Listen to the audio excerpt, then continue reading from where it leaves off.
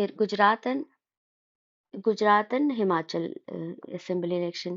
तो गुजरात में बीजेपी को 156 सीट मिले और भूपेंद्र पटेल 17 चीफ मिनिस्टर बन गए। और द ओवरऑल वोटर टर्नआउट था 64.65%।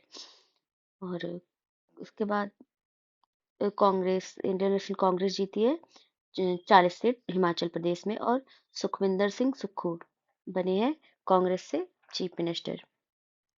The world most powerful women, इसमें क्या है, फोर्ब्स ने वर्ल्ड मोस्ट पावरफुल वुमेन की लिस्ट निकाली है।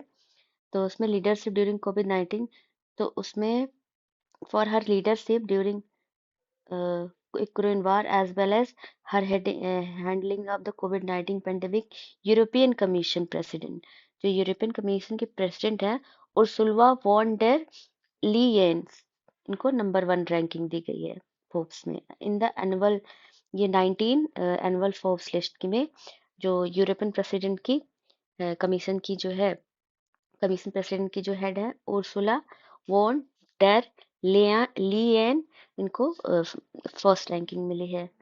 और जो यूरोपियन सेंट्रल बैंक प्रेसिडेंट हैं क्रिस्टीन लगार्डे, इनको सेकंड पोजीशन मिली है। और कमला हैरिस को तीसरी पोजीशन मिली है। डिटेल इंडियन वेमेन, इसमें इंडियन वेमेन में आई है निर्मला सीतारमन जी, इनको 36वीं रैंक मिली है, 36 रैंक। फिर रोशनी नाडर मल्होत्रा, ये HCL टेक्नोलॉजी की चेयरपर्सन है, इनको 53 रैंक मिली है। फिर माधावी बुच, इनको मिला है, सेवी की जो हेड है, इनको 54 रैंक 54वीं है, मतलब रैंक मिली है। फिर सोमा मंडल, इनको 67वीं रैंक मिली है, ये स्टील अथॉरिटी ऑफ इंडिया की है। किरण मजूमदार शाह को, ये बिटकॉइन की executive chairperson and founder of Bitcoin limited and Biocoin, इनको मिली है 77 रैंक। और फाल्गुनी संजय नायर, ये founder and CEO of beauty and life style retail company Nykaa की जो है, इनको 89th रैंक मिली है। और इंडिया इंटरनेट गवर्नेंस फोरम, तो एक और निकालते, ministry of state for electronics and information technology and skill development, ministry of state जो है एंटरप्रेन्योरशिप, तो इसमें सिंपल सा मिनिस्ट्री कौन निकालता है, ministry of electronics and information technology, मीटी की निकालती है।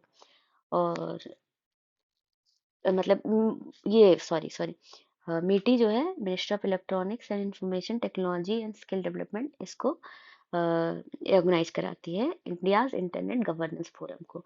ये कब हुआ था, 9 से 11 दिसंबर के बीच में हुआ था 2022 को, और हेल्ड दिल्ली में हेल्ड हुआ था। थीम क्या थी, लेवरेजिंग टेकेड, एक टेकेड फॉर एम्पावरिंग भारत।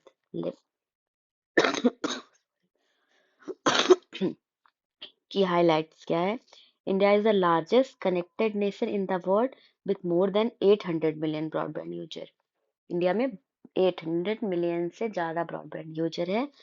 और इंडिया में मोर देन एक वन मतलब 1.4 बिलियन, 1.4 बिलियन सिटीजन से ज्यादा, and 1.2 billion mobile user and 800 million internet user demonstrate the growing internet culture in the country. और इस इंडिया इंटरनेट गवर्नेंस फोरम क्या है, ये क्या है, the India internet governance forum है, ये इनिशिएटिव है associated with United Nation internet governance forum, तो इससे यूनाइटेड नेशन से भी एसोसिएटेड है।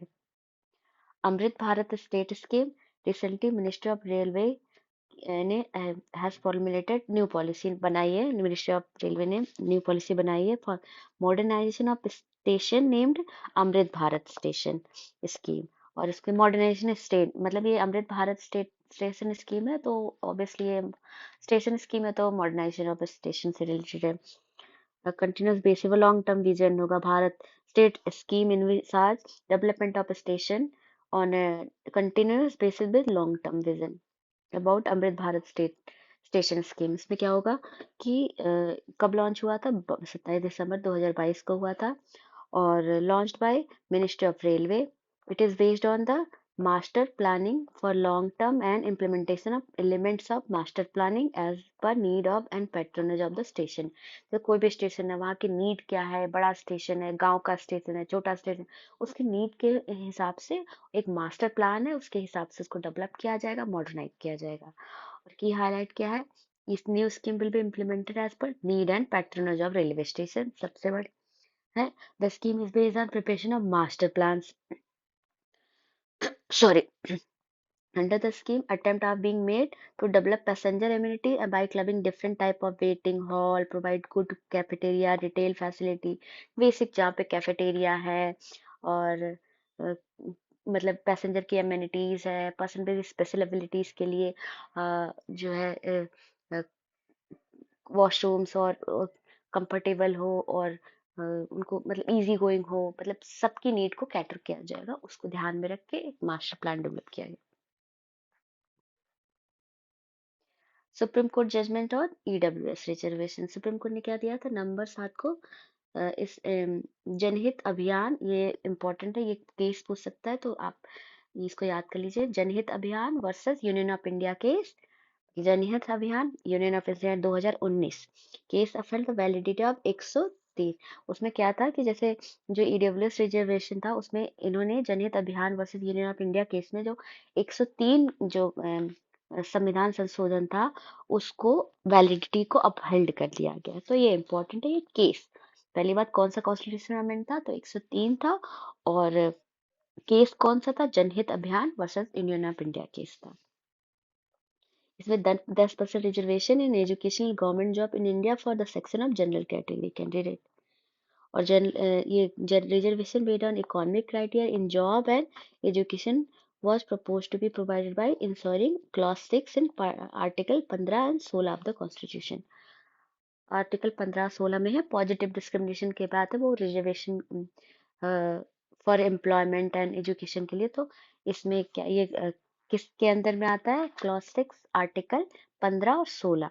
तो ये भी इम्पोर्टेंट है, पूछ सकता है किस आर्टिकल के तहत ये criteria, reservation based on economic criteria, क्योंकि क्राइटेरिया कास्ट पे होता है, सोशल होता है, अभी सोशल होता है जो SC ST OBC को मिलता है, बट इकोनॉमिक बेसिस पे जो EWS रिजर्वेशन हुआ, तो इकोनॉमिक बेसिस पे यहाँ रिजर्वेशन मिल रहा है। स्वच्छ सर्वेक्षण, स्वच्छ सर्वेक्षण 2022 फील्ड असेसमेंट वाज लॉन्च। ये कब लॉन्च हुआ था फील्ड असेसमेंट, 1 मार्च 2022 को। इम्प्लीमेंटिंग मिनिस्ट्री की थी, मिनिस्ट्री ऑफ हाउसिंग था। Urban affair on under it broader programme Swachh Bharat mission urban, और इम्प्लीमेंट एजेंसी पूछता है तो ministry of housing affair. Swachh Survekshan is a target towards capturing the initiative of city for the overall welfare and well-being of frontline sanitation worker। तो sanitation व सर्वेक्षण, तो new indicator added in 2022। स्वच्छ technology challenge, ये नया इंडिकेटर ऐड किया गया है, technology challenge. Scope of survey expanded to now cover 100% of ward as compare to, पहले क्या था 2021 में 41% वार्ड को ही कवर किया जाता, अब 100% हो गया। स्वच्छ सर्वेक्षण was the first initiated in 2016। ये भी पूछता कब इनिशिएट हो, 2016 में। की है वर्ड है पॉपुलेशन अब 1 लाख, तो की अवार्ड फॉर स्वच्छ सर्वेक्षण, 1 लाख से ऊपर के शहरों में इंदौर जो है रैंक सबसे ज्यादा क्लीनेस्ट सिटी का अवार्ड इसमें रैंक किया गया। सूरत एंड नवी मुंबई को सेकंड और थर्ड पोजीशन मिली, सेकंड सूरत को और नवी मुंबई को थर्ड पोजीशन। और बिलो 1 लाख में क्या आता है, 1 लाख से कम पॉपुलेशन में पंचगनी और कराद, ये फ्रॉम महाराष्ट्र, ये first and third position respectively. तो ये महाराष्ट्र से हैं पंचगनी और करात, तो पंचगनी को फर्स्ट पोजीशन और करात को थर्ड पोजीशन। पाटन छत्तीसगढ़ का है, उसको सेकंड पोजीशन मिली 1 लाख से कम सिटी में। Madhya Pradesh emerge as the cleanest state, सबसे ज्यादा clean, more than 100 urban local body वहाँ स्टाफ है, तो यहाँ पे क्लीनेस्ट सिटी का अवार्ड सबसे ज्यादा, स्टेट मोस्ट क्लीनेस्ट स्टेट का अवार्ड मिला, सबसे स्वच्छ स्टेट जो है मध्य प्रदेश है। Tripura emerge as the second cleanest state in the category less than 100 ULB में। जो फर्स्ट कैटेगरी है मोर देन जो है 100 यूनियन ये लोकल अर्बन बॉडीज में, तो इस अर्बन लोकल बॉडीज में तो जो मोर देन 100 ULB में ये मध्य प्रदेश आया, तो लेस देन में त्रिपुरा आया। Indore further cemented its position by emerging as India first 7 star garbage free city. ये पहली first 7 star garbage free city का अवार्ड मिला है। स्वच्छ सर्वेक्षण ग्रामीण, अब ग्रामीण में क्या है, तो मैनेज बाय कौन मैनेज करता है, इम्प्लीमेंटिंग एजेंसी है the department of drinking water and sanitation, ministry of जल शक्ति। ये नोट डाउन कर लो कि जो अर्बन का होता है वो मिनिस्ट्री ऑफ अर्बन निकालता है, बट रूरल का जो होता है रूरल नहीं निकालता, वो मिनिस्ट्री ऑफ जल शक्ति इम्प्लीमेंटिंग एजेंसी है। तो at national level SHG launch और 9 सितंबर, कब लॉन्च हुआ था नेशनल लेवल पे, 9 सितंबर 2021। और SHG 2022 was conducted by Ipsos research private limited. ये इप्सोस रिसर्च प्राइवेट लिमिटेड ने कंडक्ट किया था in consultation with state and district. तो ये इप्सोस रिसर्च प्राइवेट लिमिटेड इन्होंने रिसर्च कंडक्ट किया था। स्वच्छ सर्वेक्षण ग्रामीण बीइंग कैरिड आउट सिंस 2018 से कैरी हो रहा है, मतलब 2018 से हो रहा है। तो एमंग लार्ज स्टेट में पॉपुलेशन 30 लाख से ज्यादा में नंबर 1 पे तेलंगाना, दूसरे पे हरियाणा और तमिलनाडु। पहले पे तेलंगाना, दूसरे पे हरियाणा और तीसरे पे तमिलनाडु। और 30 लाख से कम वाले पे है अंडमान निकोबार, दमन एंड दीव एंड दादर, नागर हवेली और Sikkim. The top 3 district of India, और टॉप 3 भिवानी साफ जो है, top 3 district of India Bhiwani Haryana, Jagtial है, ये है तेलंगाना से, और निजामाबाद तेलंगाना से। Madhya Pradesh was given the first prize among the state that have done outstanding work in western zone in स्वच्छ भारत, स्वच्छ स्वच्छ स्वच्छ सर्वेक्षण ग्रामीण 2012 under the Swachh Bharat mission. तो ये मध्य प्रदेश जो पीसीएस के लिए बहुत इंपॉर्टेंट है। मध्य प्रदेश वाल गिवन द फर्स्ट, मतलब मध्य प्रदेश को जो स्टेट आउटस्टैंडिंग वर्क में वेस्टर्न जोन में अवार्ड मिला है, फर्स्ट प्राइज मिला है। स्वच्छ सर्वेक्षण 2023, the ministry of housing and urban affair has launch 830 से, मतलब 8वां एडिशन था इसका, 2000 under the Swachh Bharat mission urban 2.0 on 24 May 2022 को। The survey would give priority to the principle of 3R। इसका प्रिंसिपल क्या है, reduce, recycle and reuse. General Lachit बार Barphukan of Ahom kingdom, ये असम से थे। तो क्या था, इनकी 4वीं बर्थ एनिवर्सरी थी। असम के लेजेंडरी वॉर हीरो है Lachit Barphukan, will be celebrated in New Delhi from 23 से 25 नवंबर। तो ये हो गया, बीत गया, तो सेलिब्रेट किया गया था 23 से 25 नवंबर 2022 के बीच में। और इनके बारे में क्या, ये असम से थे। इनका जन्म 24 नवंबर 1622 में हुआ था। Charaideo the first capital of home, और कैपिटल क्या होती है, चराइदेव। और ये इन्होंने बैटल लेड किया था अगेंस्ट मुगल, इन्होंने मुगल्स को हराया था।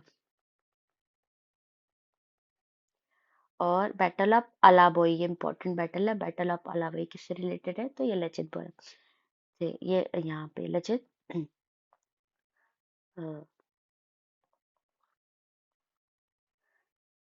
लचित बारफुकान से रिलेटेड है, ऐसे क्वेश्चंस आएंगे। अलाबोई तो बैटल ऑफ फाउड ऑन, ये अलाबोई कब हुआ था, 5 अगस्त 1669 में हुआ था in the Alaboi hills near Dadara in Kamrup district.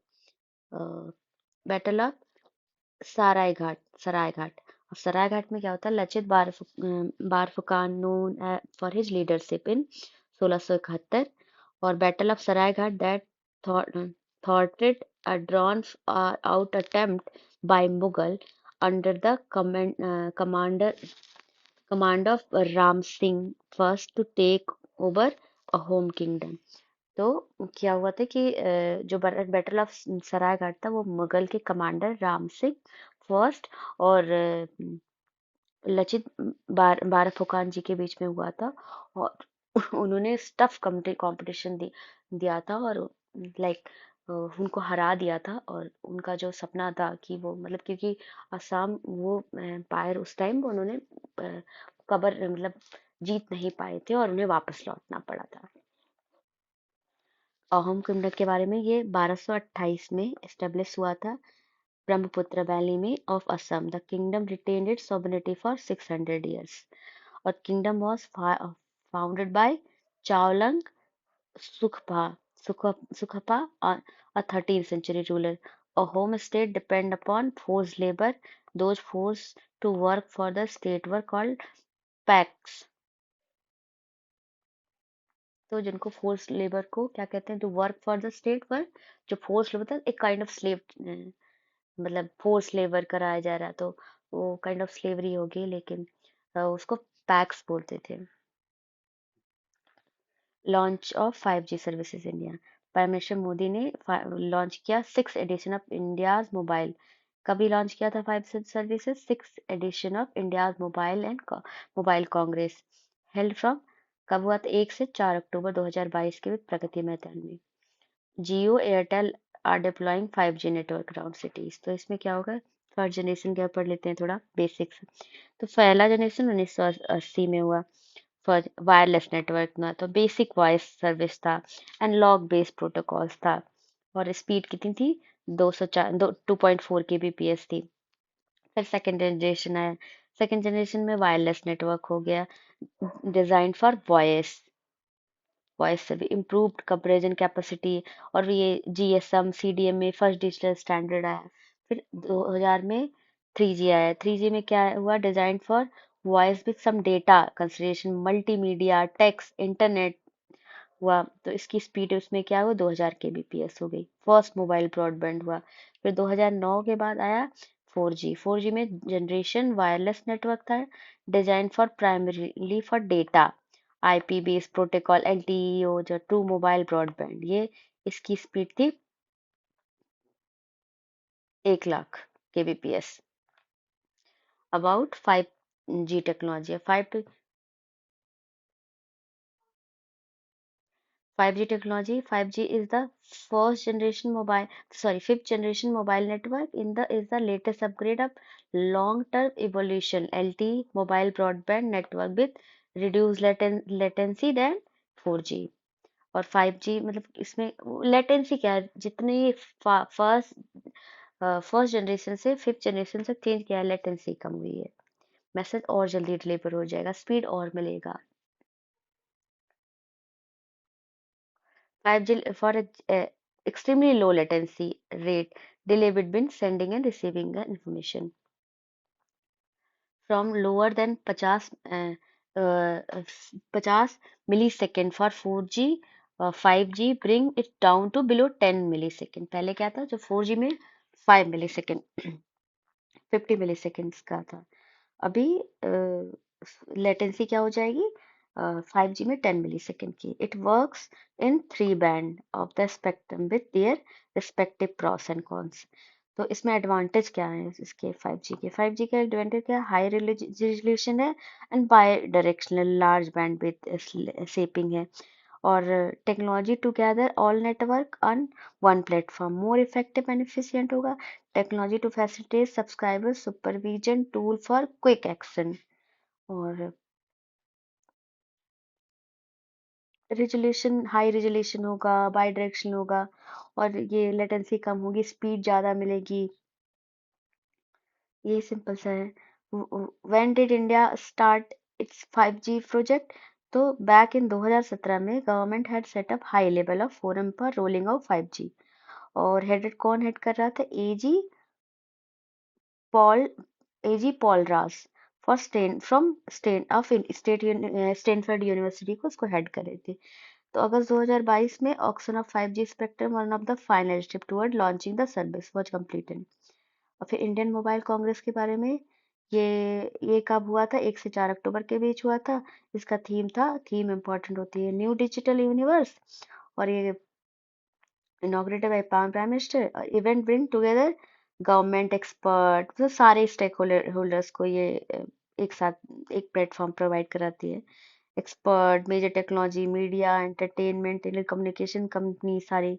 The event act as the last TMT forum in Asia. It is jointly organized by Indian government, Telecom Department and Cellular Operators Association of India. तो कौन organise कराता है? Indian government and telecom department and cellular operators association of India. अब फिर आ गया मोढेरा. मोढेरा में क्या था? इंडिया फर्स्ट जो है 24/7 सोलर पावर विलेज हुई. तो इसमें क्या है कि 9 अक्टूबर 2022 को प्राइम मिनिस्टर नरेंद्र मोदी ने फाउंडेशन स्टोन रखा है. बहुत सारे 3,900 करोड़ का. इसमें पीएम आल्सो डिक्लेयर इसी के टाइम जो है उन्होंने मोडेरा को इंडिया फर्स्ट जो है 24/7 सोलर पावर विलेज डिक्लेयर किया. About the solar power village. Solar power village में क्या होता है कि नेट रिन्यूएबल एनर्जी जनरेटर होता है. First village is to become a net renewable energy generator.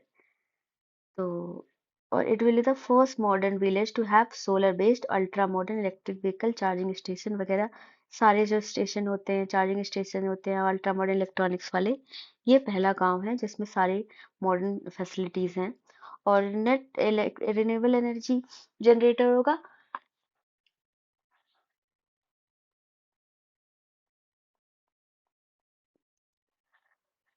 और इंडिया का फर्स्ट ग्रिड कनेक्टेड मेगावाट ये megawatt hours scale battery energy storage system है.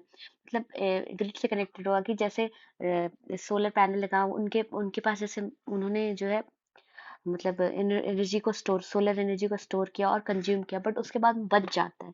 तो वो बच जाता है तो वो ग्रिड कनेक्टेड मतलब ग्रिड से कनेक्टेड है तो वो वापस मतलब बाई डायरेक्शनल ग्रिड होता है. तो जैसे अगर उनके पास बच जाता है एनर्जी तो वो एक उसको ग्रिड के थ्रू दूसरे किसी और स्टेट किसी और सिटीज में ट्रांसफर किया जा सकता है और दूसरे लोग उसको यूज कर सकते हैं. People in Modhera would be saving 60 to 100% on electricity bill.